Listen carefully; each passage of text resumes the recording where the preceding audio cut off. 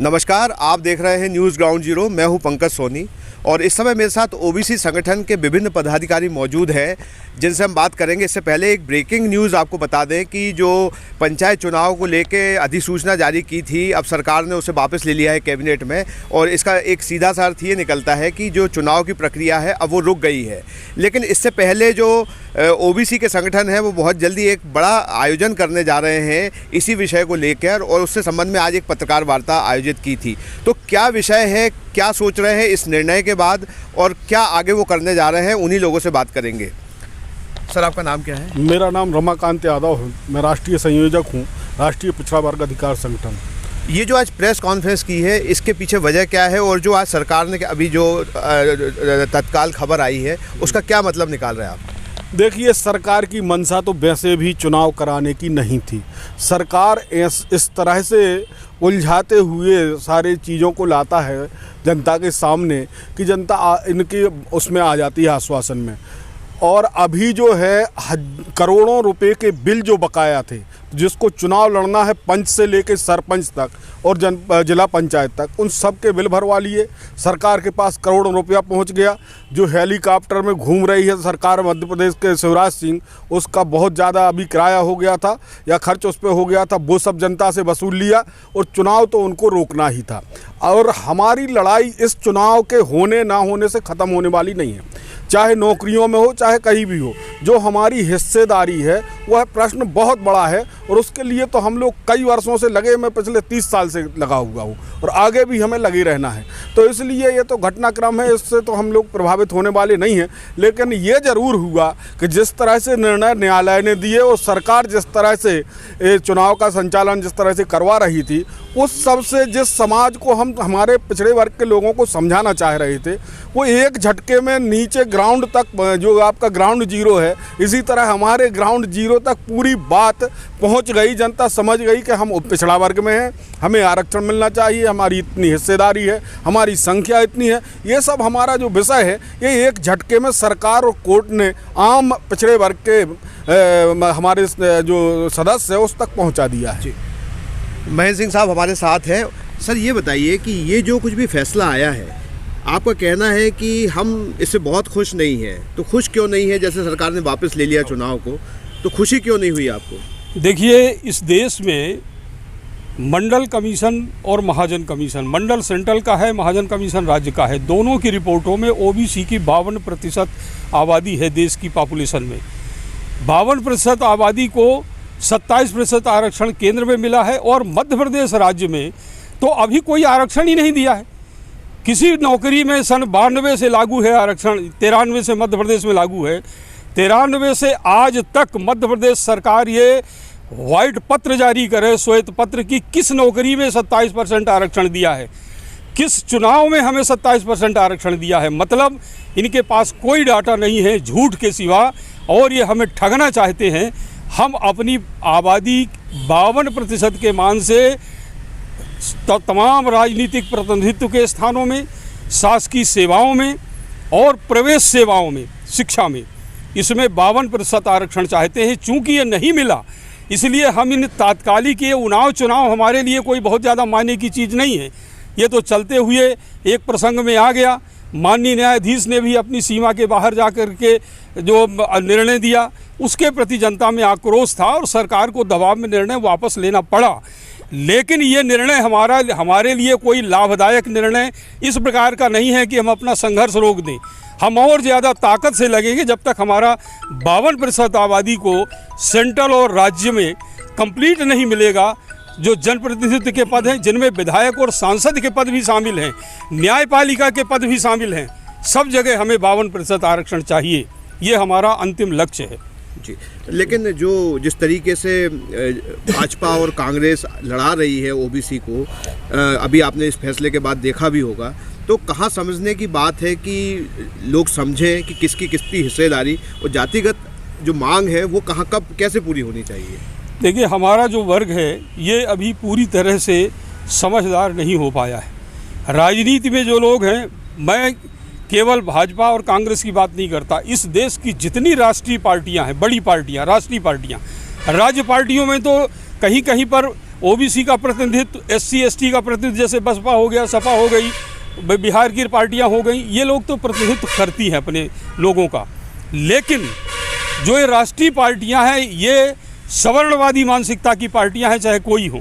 और सवर्णवादी मानसिकता की पार्टियां ये ओबीसी को आरक्षण नहीं देना चाहती। ये नूरा कुश्ती लड़ती हैं और हमें उलझाए रखना चाहती हैं। हमें नूरा कुश्ती नहीं चाहते। इसलिए मेरा सभी राजनीतिक दलों के जो हमारे प्रतिनिधि हैं, उनसे भी हमारा आग्रह है कि आप छोटे छोटे या अपने पदों का मोह छोड़ करके अपनी 52% आबादी के साथ निगलेक्ट मत करें आबादी को, बल्कि उनका साथ दें और पूरा हक प्राप्त करने के लिए आप भी मैदान में आएँ। हमारा आग्रह है हमारे अपने ही जनप्रतिनिधियों से। ये जो आयोजन होने वाला है आपका आने वाले दिनों में, तो ये क्या आयोजन है और इसमें 30 तारीख का आयोजन जो भोपाल के रविंद्र भवन के खुले प्रांगण मुक्ताकाश मंच कहलाता है, उसमें है। हम पूरे प्रदेश के तमाम ओबीसी के जो प्रतिनिधिगण हैं, उनको बुला करके जिस तर्ज पर किसान आंदोलन इस देश में 1 साल चला, उसकी भूमिका बना रहे हैं कि हम पूरा तब तक लड़ाई लड़ें जब तक कि हमारे अधिकार मिल नहीं जाएं, तब तक के लिए इस आंदोलन को छेड़ा जाए। उसी के लिए वहाँ पर बुलाया गया है और इसके बारे में विमर्श करके आगे की रूपरेखा तय की जाएगी और लंबे संघर्ष को हम लोग अंजाम देने जा रहे हैं, ताकि हम अपने अधिकार विधायिका, न्यायपालिका और शासकीय सेवाओं में और शिक्षा में हर क्षेत्र पर प्राप्त कर सकें। जी। मेरा सवाल रामेश्वर यादव जी से है, जो हाई कोर्ट में रामेश्वर ठाकुर जी से है, कि जो हाई कोर्ट में वकील हैं और इस पूरे मामले का प्रतिनिधित्व करते हैं। जो फैसला आया इस सब मामले को लेकर और इतना विवाद हुआ, आप कहाँ लगता है कि कहाँ किससे चूक हुई, क्या किसने कहाँ चूक करी? जी, इस के संबंध में मैं तो स्पष्ट रूप से वर्तमान सरकार को ही इसमें कटघरे में खड़ा करना चाहूँगा, क्योंकि जो संविधान में और पंचायत एक्ट में प्रोविज़न है कि रोटेशन आएगा, यदि वो विधिवत रोटेशन करके और अधिसूचना जारी कर दी जाती तो ये सारे विवाद की स्थिति निर्मित ही ना होती। और रोटेशन नहीं किया, अधिसूचना जारी की, उसको चुनौती दी गई, सुप्रीम कोर्ट में गया और एडवर्स आदेश आ गया। और वो एडवर्स जो आदेश है ओबीसी का आरक्षण ख़त्म करने का, वो अभी भी स्टैंड है। और अभी जानकारी चली है कि मध्य प्रदेश शिवराज सिंह गवर्नमेंट के कैबिनेट ने जो पंचायत चुनाव की अधिसूचना है उसको रिकॉल कर लिया है, उसको विड्रॉ कर लिया है और कुछ ही समय में गवर्नर हाउस से वो अधिसूचना भी जारी हो जाएगी। तो ये हमारी समस्या का हल नहीं है। भाई, आपने अधिसूचना विड्रॉ कर ली, ठीक है, वो काम तो आपको पहले ही इलीगल नहीं करना चाहिए था और अब कर ली, लेकिन उससे इस वर्ग के विरोध में जो जजमेंट सुप्रीम कोर्ट का स्टैंड है उसमें सरकार क्या कर रही? 3 तारीख को उसकी सुनवाई है और जब तक कि वो जजमेंट सेटिस्फाइड नहीं होता है तब तक मैं नहीं समझता कि आगे भी ये सरकार ओबीसी को आरक्षण दे के चुनाव करा पाएगी। लेकिन जो वापस ले लिया इसको क्या समझा जाए? जो वापस ले लिया है तो पंचायत चुनाव नहीं होंगे, लेकिन पंचायत चुनाव नहीं होंगे ये समस्या का हल नहीं है। जब होंगे तब क्या होगा? और जब होंगे तब की स्थिति क्या होगी? क्योंकि वो आर्डर तो स्टैंड है, आज भी स्टैंड है। तो इस पर भी सरकार को विचार करके और गंभीरता से, इसमें वास्तव में यदि ओबीसी वर्ग की हितैषी है तो इसमें विधिक रूप से कार्रवाई करके और ओबीसी वर्ग की जो आबादी है, आबादी के अनुपात में चूँकि बात कही गई है, आबादी के अनुपात में आरक्षण पंचायतों में सुनिश्चित करके और उसमें जो 3 लेयर टेस्ट की बात कही है उसको कंप्लीट करके और 6 महीना 5 महीने जो भी समय सीमा लगे उसके बाद इसको विधिवत अधिसूचित किया जाए। एक आखिरी सवाल है कि जो आपकी प्रमुख मांगे हैं वो क्या है? देखो, प्रमुख मांगे तो मांग पत्र आप लोगों को दिया गया है।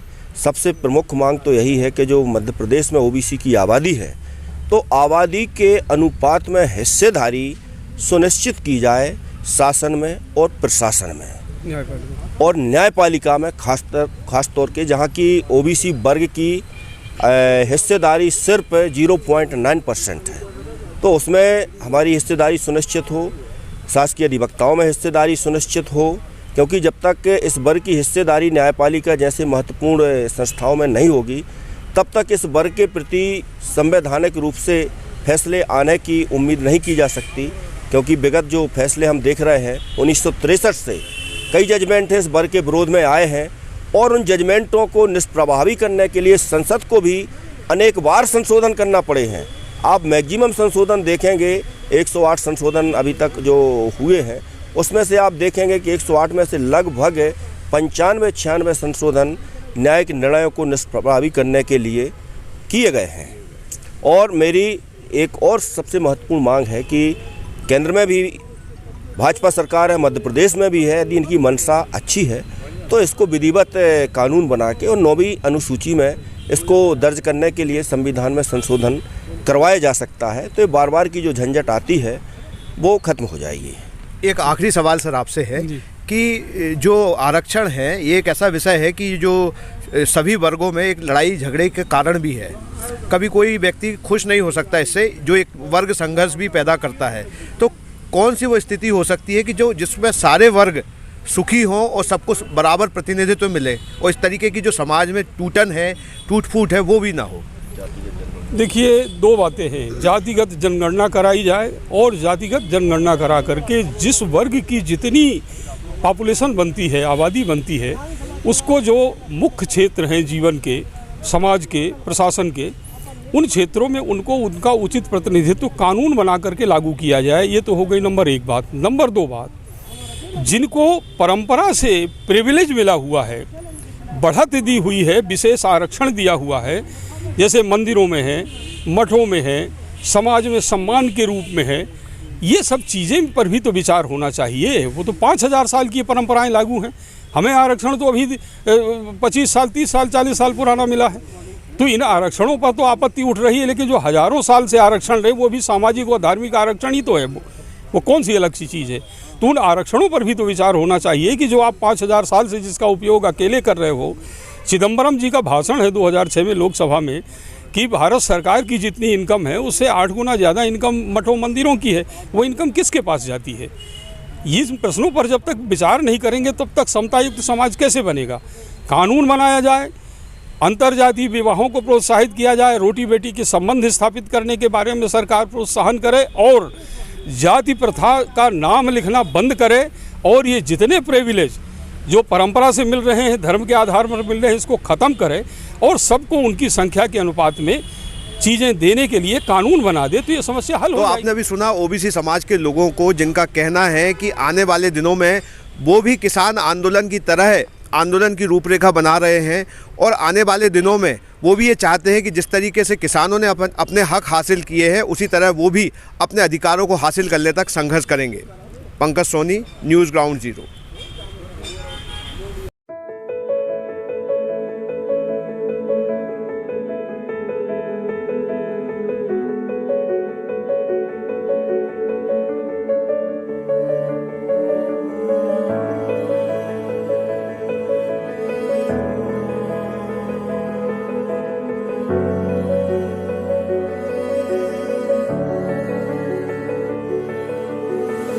क्या आप महंगी दवाओं के खर्चे से परेशान हैं?